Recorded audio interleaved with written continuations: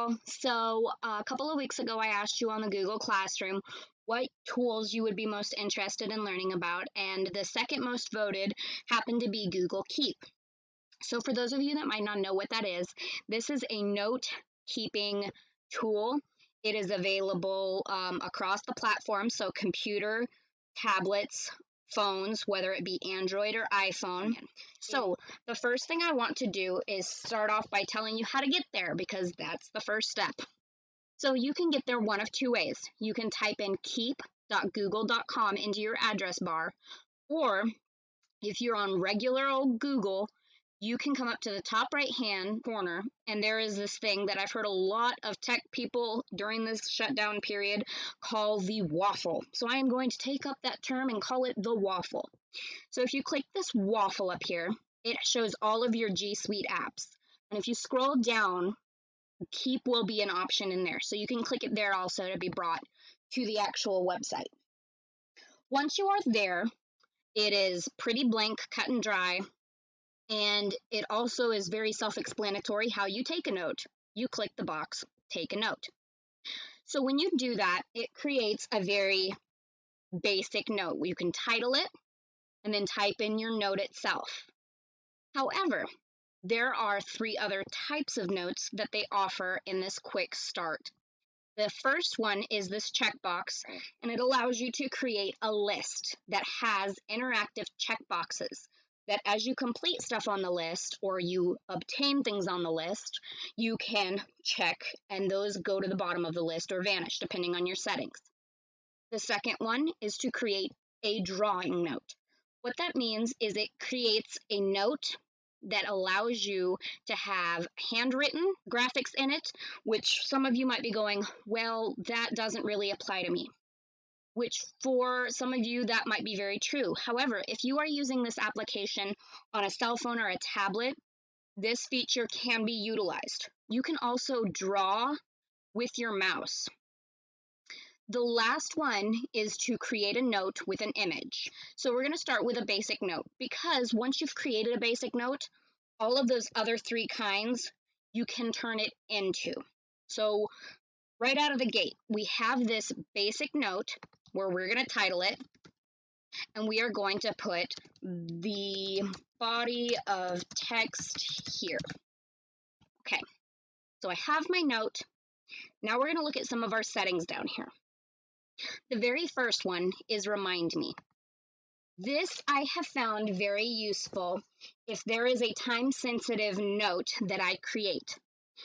What that might look like is if there is a note I make reminding me that I have a certain technology deadline, I can set a reminder and my note will send me a reminder saying, hey, da-da-da-da-da, whatever the contents of the note are, is due at whatever date and time I set it to be done at. This I have used numerous times with my Gmail because these two do integrate together, and I will show you that. And it is a really nice setting that you can utilize. The next little option down here is Collaborator. You can go ahead and add multiple people to a note, and they can work on it together. I have used this for technology purposes. I use this for my own personal shopping list. The one instance where I wish I had utilized this and I didn't even think of it was when Jennifer and I were planning out the family engagement stuff. We had to-do lists. This would have been great with a list style note. I could have created to-do notes, and she could have gone in and said, oh, I did this and checked the object off. Or she could have said, oh, Stephanie missed something and added an item to the list. So this is a nice feature if you want to incorporate someone else in on your notes. The next one is Change Color. And what this does is it allows you to kind of sort your notes by color. So if you're a very visual person and you go, all of my teals notes, teals related notes, are going to be this gasp teal color, I could go ahead and make all of the notes relevant to teals teal. And that way when I'm scrolling through all my notes, all I have to do is look at my teal ones if I'm looking for something having to do with teals class. Um, this is one of the multiple ways you can sort notes. It's really nifty. The next one actually you can also utilize to sort. So add image. If there is something that I want to include on my note, like for instance, if I have a book in the library that I need to remember to add a barcode to because it's fallen off, I can take a picture of the book and I can add the image and then I can say copy off barcode for this book. And then I know exactly what book I'm talking about without having to type in the title and go, now who was that by? It's really nifty. However, the other use for this, I have found a educator online who uses this to sort her notes as well. She created a bunch of really cute and nifty headers that are pre-made, as well as a editable form of it so that staff can make their own headers. And she uses that to sort her notes up. So I want to show you what that kind of looks like. So add image, and her name is Erin Waters. So she has all of these, and this is just for first grade. She has kindergarten through third, and then here's that editable one that I was mentioning. So if any of you are interested in these, let me know and I will share this folder with you. But for the time being, I want to scroll all the way to the bottom because she has days of the week. So things to do this week on Monday. So then at this point, I could delete that title because I don't want it there because this acts as my title. And I could turn this into a list. So I'm going to show checkboxes. And I'm going to put feed the dogs. I mean, I feed them more than just Monday, but you get the gist of it. I could add items to this list. So I could just go ahead and then when I'm going through my notes, things to do Monday, oh, I have to do these things. Oh, I've done this. Oh, I've done this. So I can go ahead and edit it from there. But this is how she primarily sorts her notes, are with these headers. So moving back into our images down here, the next one is archive. And what that is it allows you to set your notes aside in a special place that is not in your main note view that you may or may not want to use later. Personally, I use this a lot in place of trash, at least initially, because if there is a note that I want to maybe revisit, I can do that from archive. However, the trash on Google Keep self-empties itself every 7 days. So if I were to place it in trash and go, I'll visit it later, if that later happens to be outside of 7 days, it's too late and Google Keep has already deleted it from my trash bin. However, your archive is there until you manually delete it. So I always use that. There are probably a billion in my archive that I never will revisit at this point, but they're there in case. So when we hit these three dots, we have more options. The first one is delete note, which is self-explanatory. Add label. This is one of the other ways that you can sort your notes. So if I click add label and I put Monday and I create that as a list, you'll notice first off, this little gray shape, I'm drawing a blank, it was what it is called, but this little gray shape showed up in the bottom left-hand corner of my note. That means that that label is now attached to this note. So if at a later date, I want to look for notes that are pertinent to Monday, instead of scrolling through my hundreds of notes on here, I can come over to this sidebar and find Monday, click, and it will show me only the notes that say Monday, that have the Monday label on them. I could then have one for each day of the week, or I could have it by class, or I could have it by personal versus work, however you would like to have that laid out. Back to our more option. The other thing about labels that I want to mention is you can have more than one label attached to a note. So I could put Monday and personal, and then I would find this note in either label. Okay, so the next thing on this is add drawing. What that does is it allows you to add that handwritten element. which you can do on your phone with your hand, or you can do on your computer with your mouse. There are multiple ways you can utilize this. It's nifty if you want to incorporate this into math. I personally like to handwrite my notes, so I will frequently use this in that capacity.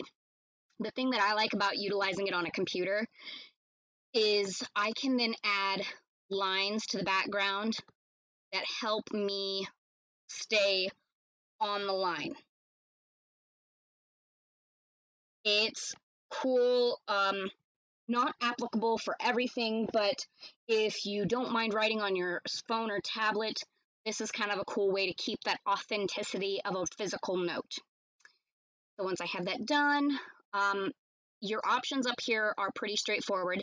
You can mass select something, and it actually allows you to drag and drop, which is very helpful if you have OCD and you have to have everything in line or in a specific place. You have your eraser, or you can clear the entire page in one fell swoop. You have your pen, which you are allowed to change the color or the size. You have a marker, same settings, or you have a highlighter, again, same settings. Then you have your undo, redo, full screen, and basic settings over there. So once I have my note, I go back and it adds it as an image. And it doesn't just add the part where you wrote, it adds almost like a full sheet, which in my opinion is a little annoying, but it's not hugely inconvenient. So back to our more button, we have make a copy. Uncheck all items if you've discovered you're going to use this list again the next week. Uncheck. Guess what? It's back to normal. The next one, you can take away the check boxes. Grab image text. Okay, this one I'm really excited for, but unfortunately I have to create a brand new note to show you how it works. So I'm going to have new note, and I am going to add an image. I hand wrote an image just for this tutorial. And so what this feature does, it's kind of self-explanatory. It's called Grab Image Text. So if you add an image to the note and it has text on it, what Google Keep will do is it will analyze the picture and it will grab the text and type it up in the body of the note for you. You have to give this one a little bit of time because what it's doing is it's analyzing it in this moment because it's showing me the picture, but it has to look through it because once I click grab image text, it's almost instantaneously. So I see my little loading bar up here stopped moving, so it should be done at this point. So I go back to more, grab image text. And it has gone and added all of this handwriting down here into the body of my text. And it puts an enter where I have enters, punctuations. It's pretty nifty, as you can tell from my note. And it's relatively accurate with a few minor exceptions. Your handwriting has to be pretty legible for this to work. I tried it with some sloppier handwriting and it did better than I was expecting, but it had more errors. But I've also noticed once in a while it adds these ghost letters right here.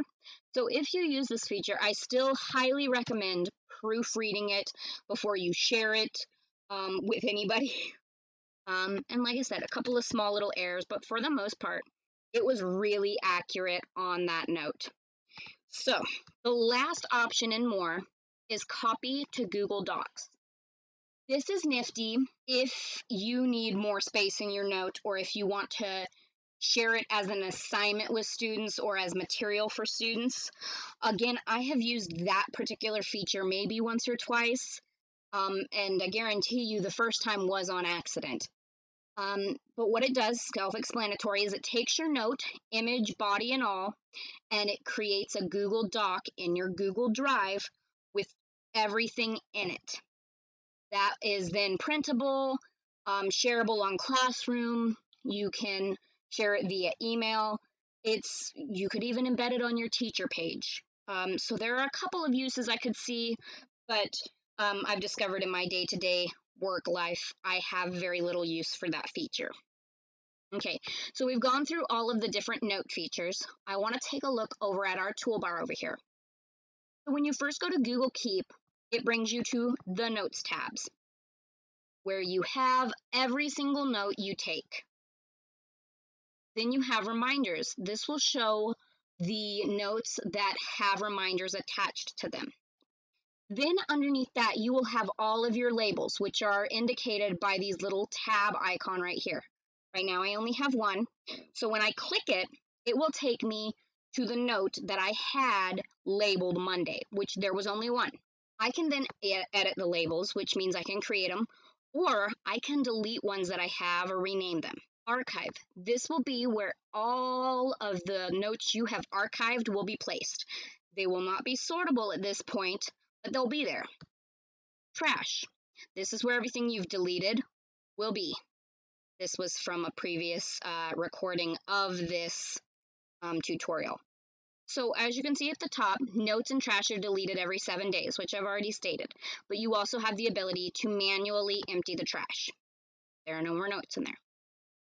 So we go back to notes. Now we're going to look at the top bar. So the first one up at the top is search. It gives you a couple of things that you're allowed to search by, whether it's type of notes or labels. But you can also search your notes for specific things. So let's say I have dozens upon dozens of notes, and I can't remember what I labeled it or where I put it, but I know for a fact I was talking to the staff. So I'll type in staff, and it's going to search for notes that have the word staff in it. And look, it even highlights it. This is the note I was looking for. Yay, I found it. Okay, so that's how the search bar works. Then you have refresh, which refreshes your notes. Grid view, this just changes what it looks like when you get into your notes. So you have grid like this, where they'll just be infinitely gridded together like little bricks. Or you have list view, which puts them in a long stream view. Okay, so let's go ahead and look at our settings. So, add new items to the bottom. This means when you are creating a list, as you create new items, it will put them at the bottom as opposed to pushing everything down as you go. Move checked items to the bottom. You can do that and it will create like a division in the notes and gray out your completed ones. Otherwise, they just vanish. So display rich link previews. What that does is it creates a little box at the bottom of your notes that kind of gives you a shortcut key to the website and kind of gives you a very tiny little overview of what the website might be like. Enable dark theme. This, I love this on my phone. I have it set so that in the evenings when I'm working, all of this white space is black. It makes it a lot easier on my eyes. I will say that this also changes the colors. So if you are one of those people that wants to sort your notes by color theme, it changes the look of the color a little bit. So don't be surprised if you use dark theme and suddenly you're like, where is my bright, beautiful little teal note? Back to settings. These are your default reminder settings. You can completely edit those. So I might want my default mornings to be 9, afternoons, let's go 2, and evenings, we're going to leave it at 6. So then when I go to make reminders, it automatically tries to assume what those times might look like for me. Enable sharing. This is if you want to, it's explanatory. You can disable the sharing of a note. Or all of your notes. So, save. Okay, so I think that is pretty well how Google Keep works. At this point, I am going to show you just kind of briefly what it looks like on a mobile device. So I am on Google Keep on my mobile device. I currently run on an Android, but it looks almost identical on iPhone with a few small differences that I will point out as we go.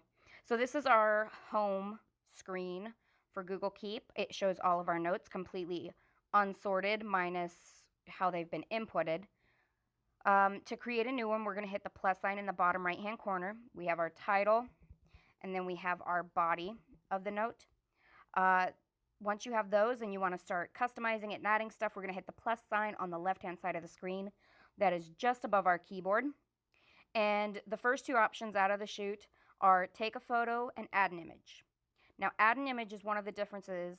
While it says that on Android, on iPhone, it says choose image. So I'm going to go ahead and add a photo with my camera. So I'm just going to click. I'm going to click OK to embed it in my note, which it puts at the top of the note. Then I'm going to go ahead and hit the plus button again. And the next option is drawing. And that's where that handwritten element comes in that I talked about earlier. And I can just go ahead and do this right with my finger or a stylus if you have one. And it has just as many customizations on here as it does on desktop. I can still move stuff around. Once I have it the way I want, I can resize it. I'm going to hit the arrow in the top left-hand corner to go back. And as you can see, just like on the browser, it embeds that handwritten note at the top with any other images. So the next element, we're going to hit that plus button again. And the next one is probably my favorite feature. So I'm going to click recording. And it does not allow me to do this while I am screen recording. But what will happen is this window will pop up and the microphone will like pulse and it will listen to you, and it'll do two things. It will record your voice into a little playable audio clip that is then embedded in the note, but it will also take what you are saying and what is the word I am looking for? Annotate it, dictate it. It will dictate it into text that is then typed up into your note. I love this feature. I recently discovered it, and for me it's a game changer because I am not always able to type as fast as I need to take down a note. Okay, we're going to hit that plus button for the last time, and this is where checkboxes come in, where we're allowed to go ahead and then type in the list. Okay, so now I am going to look at the three dots that are on the right-hand side, right above my keyboard. This is where the majority of our settings are. So the first one is delete. If I'm like, oh, I want to scrap this entire note, I can delete it. I can make a copy. I can send it. Or I prefer to add the collaborator as opposed to send it, because then someone can collaborate with me on it. So I'm going to show you what that looks like. We're going to hit collaborator, and I can go ahead and type in my email, save. Now on my Google Keep, I will have that note as well, and I can edit it along with the SL Guest account that I am currently using for this tutorial. So we're going to hit those three dots again, and we have labels. And this is where we would go to check what label we want this note to fall under. Again, remember, you can have multiple labels. Hit that back arrow, and then we're going to hit the three dots for the last time. And at the bottom, you have all of the colors that you can change this note to if you are one that wants to organize it based on color. Okay, so this is something that I didn't go over on the browser version of this, but it works the exact same way. In the top right hand corner, you have three buttons: a push pin, a bell, and a box. The pin, what that does is if I click it and then I exit to my home button, do you see how there is a distinct line between the note I just took and the others? That means I have pinned that note because I am going to use it a lot, or it's important, and I want it separated ever so slightly, and I want it to be the first batch of notes that I see from all the rest of my stuff. If I ever come to a time where I'm like, you know what, I don't need to have it at the top anymore, but I don't want to delete it, I can hit that pin and it will go back with the rest of the notes. Okay, so the bell is your reminder. This is where you're going to have, you know, the date you want to be reminded on, and the time, save, and see it just puts it down with your labels down at the bottom. The last button up at the top right is the box with the arrow, and that is how we're going to archive stuff. It's been archived. I don't want to do that, so I'm going to click undo. Okay, those are all of the EndNote settings. So I want to look at the main body of the app. So if you click on the 3 lines in the top left-hand corner, that is where you're going to get to your sidebar, where you can navigate to your notes, your reminders, all of your labels, your archive and trash, and your settings. And the settings are the exact same on your app as they are on the computer. So I don't have to go too much into detail there. Again, at the top, you have your search bar where you are allowed to type in terms or labels to find a specific note. You also have those 2 rectangles that are stacked. That's to change it from the grid view that it's currently in to a list view or back to a grid view.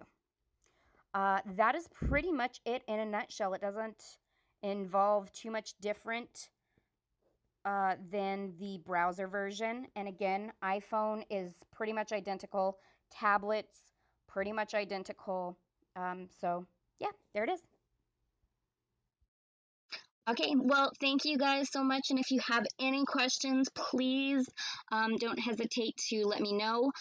Like I said, I really love this tool. It comes in so handy for me.